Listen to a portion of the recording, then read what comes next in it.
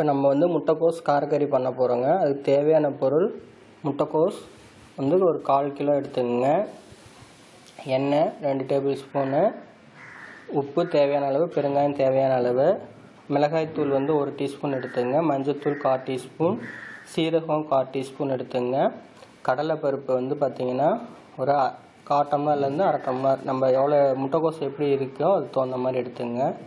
தக்காளி வந்து 2 தக்காளி, கடுகு, உளுத்தம்பருப்பு, கருவேப்பிலை, தேங்காய் வந்து திருவி வச்சுங்க கொஞ்சமாக, பூண்டு 4லேருந்து 5 பல் எடுத்துங்க, சின்ன வெங்காயம் 6லேருந்து 7 சின்ன வெங்காயம், கொஞ்சம் பெருசாக இருக்கிறதா இருந்தால் சின்னதுன்னா ஒரு 10லேருந்து 15 வெங்காயம் எடுத்துங்க. இதுதாங்க இதுக்கு தேவையான பொருள். இதை எப்படி செய்கிறதுங்கிறத நம்ம பார்ப்போம். மிக்சியில் நம்ம வந்து திருவண்ண தேங்காய், மிளகாய்த்தூள், சீரகம், பூண்டு, வெங்காயம், தக்காளி இது எல்லாத்தையும் ஒன்றா போட்டு மிக்சியில் அரைச்சி ஒரு விழுதாக எடுத்து வச்சுக்குவோங்க. அதுக்கப்புறமா நம்ம இதை எப்படி செய்கிறதுங்கிறத நம்ம பார்ப்போம். பாருங்கள், கடலைப்பருப்பு வெந்துக்குச்சு. இப்போ இதில் நம்ம அந்த முட்டைக்கோஸை சேர்க்க போகிறோங்க. இதில் முட்டைக்கோஸ் சேர்க்கும் போது இதில் உப்பும் மஞ்சத்தூள் இதில் ஆட் பண்ணிடணும் நம்ம. ஸோ பருப்பு கொஞ்சம் நசுங்கிற மாதிரி இருந்தோடனே நம்ம முட்டைக்கோஸை சேர்த்துட்டோம்னா பருப்பு நல்லா வெந்துடும், முட்டைக்கோஸும் நல்லா வெந்துடுங்க. ஸோ இதில் இருக்க தண்ணியை நம்ம வடிச்சிட வேண்டியதுதான். ஸோ இது வேகட்டும். மஞ்சத்தூள் ஆட் பண்ணிக்கிறோம். அப்புறம் இந்த முட்டைக்கோஸுக்கு தேவையான அளவு நம்ம உப்பையும் இதில் ஆட் பண்ணிடுறோங்க. உப்பு கொஞ்சம் பார்த்து போடுங்க. முட்டைக்கோஸுக்கு வந்து காரம் உப்புலாம் கொஞ்சம் பார்த்து போட்டுங்க. ஸோ இது கொஞ்சம் நேரம் வேகட்டுங்க.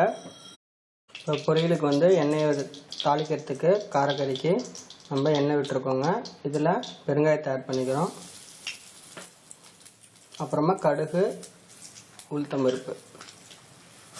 எதுக்கு பெருங்காயம் ஆட் பண்ணுறோன்னாங்க, அது நம்ம வந்து கடலைப்பருப்பு ஆட் பண்ணியிருக்கோம் இல்லைங்க, அது வாயு, அதுக்காக தான் பெருங்காயம் ஆட் பண்ணுறோம்.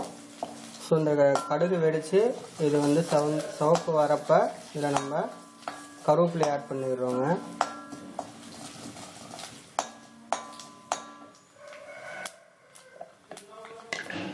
வெடிக்குது. இப்போ நம்ம வந்து இதில் ஆட் பண்ணிடலாம்.